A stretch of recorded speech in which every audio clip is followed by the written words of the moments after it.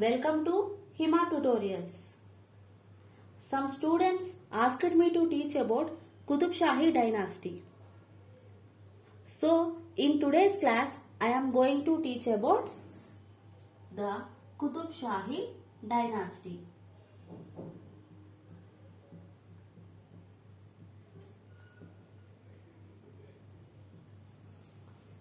Okay, let's start the session.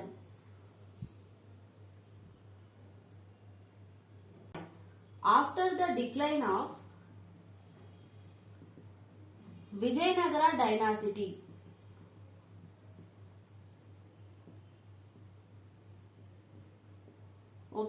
after the decline of Vijayanagara dynasty, the entire Telugu land was come under the administrative control of Qutub Shahis. After the decline of the famous Vijayanagara dynasty, the entire Telugu land was under the control of this Qutub Shahi dynasty. Coming to next point. In the year 1509, the Bahmani kingdom was split into 5 parts. In the year 1509, Bahmani kingdom was split into how many parts? 5 parts. They are Bijapur,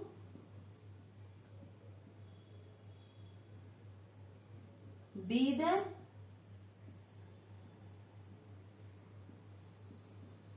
Berar, Ahmednagar and Golconda. They are divided into 5 parts. They are Bijapur, Bidar, Berar, Ahmednagar and Golconda. And see, this Bijapur was ruled by Adil Shah. Adil Shah dynasty ruled the Bijapur. Coming to Bidar, it was ruled by Barid Shahi dynasty. This was ruled by Adil Shahi and Bidar was ruled by Barid Shahi dynasty. Coming to Berar, this was ruled by Imad Shahi dynasty. Berar was ruled by which dynasty? Imad Shahi. And coming to Ahmednagar, Ahmednagar was ruled by Nizam Shahi dynasty. And finally, the Golconda was ruled by which dynasty? Means Qutub Shahi dynasty. Golconda was ruled by Qutub Shahi dynasty. I hope it is clear. Make a note of it.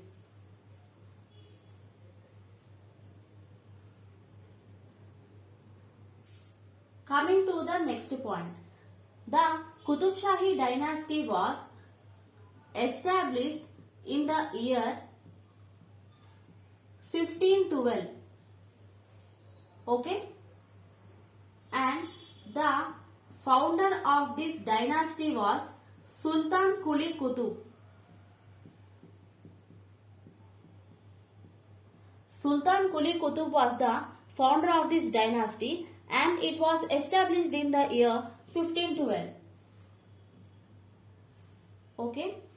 And the early capital of this dynasty was Kodangal. The early capital of this dynasty was Kodangal, which is in Mehboob district.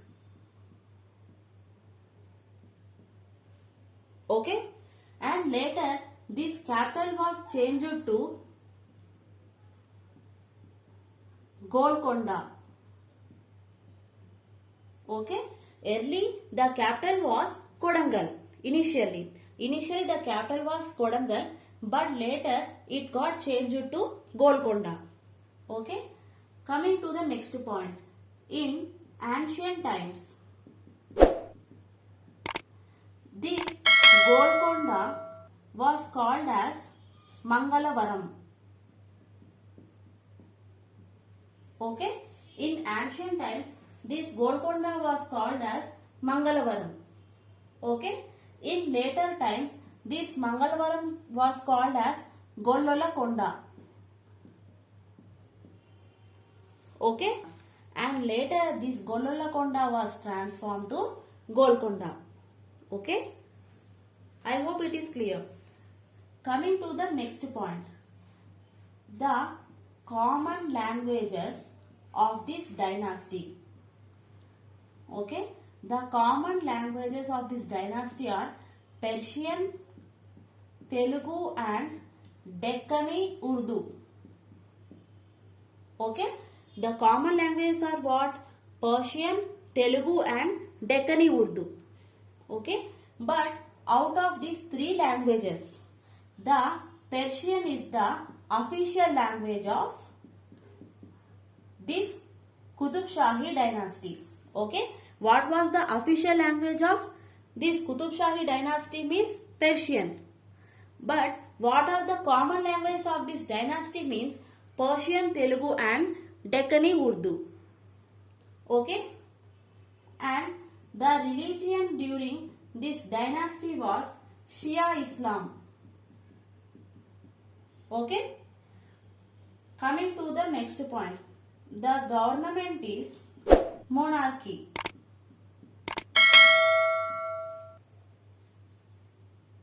Okay. I hope it is clear. Please make a note of it.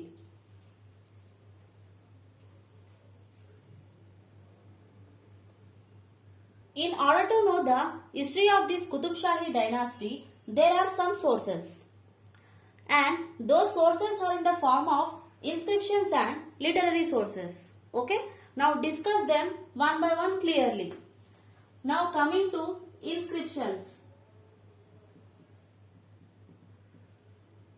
Okay. Coming to first inscription. Shitab Khan inscription. Okay. And it was found at Warangal district. Okay. Coming to next one. Ghazi Nagar inscription. Ghazi Nagar inscription. This inscription was laid by Ibrahim Qutub Shah.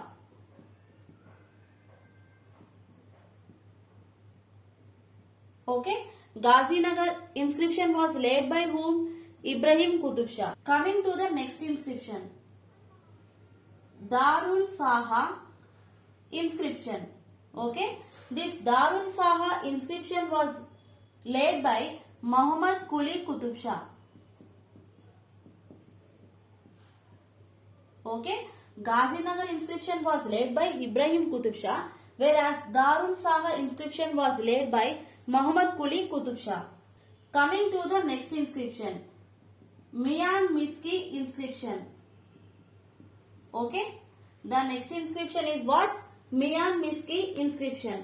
And this inscription was laid by Abul Hasan Tanisha. Okay. Mian Miski inscription was laid by Abul Hasan Tanisha. These are the inscriptions during the time of Qutub Shahi dynasty. Okay. And these four inscriptions tells about the history of this dynasty. Okay. I hope it is clear. Make a note of it.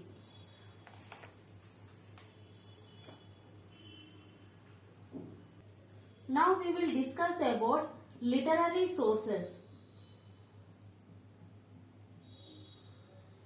Okay.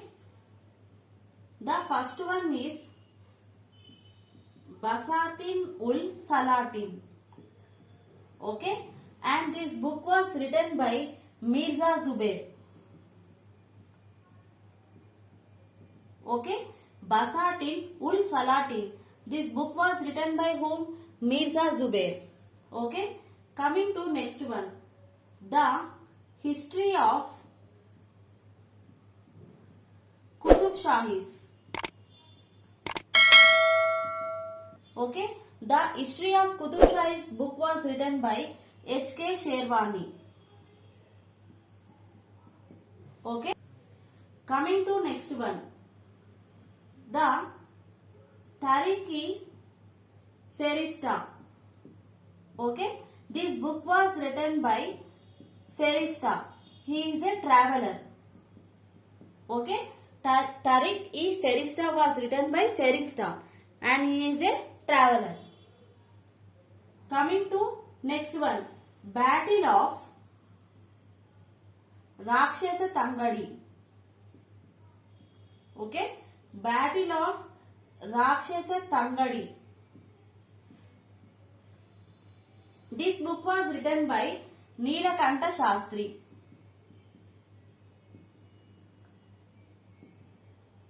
Okay, Battle of Rakshasa Tangadi was written by whom? Neelakanta Shastri. Okay, coming to next one, and see, we will also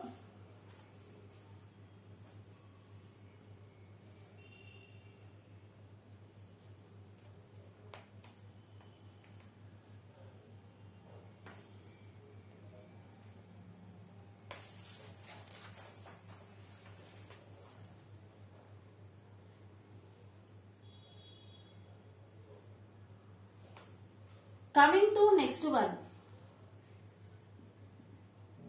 origin and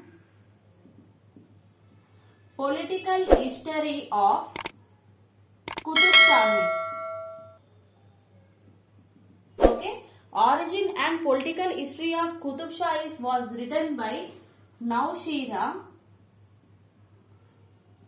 E Mistry. Okay, Naushira E Mistry wrote which book? Origin and political history of Qutub Shahis.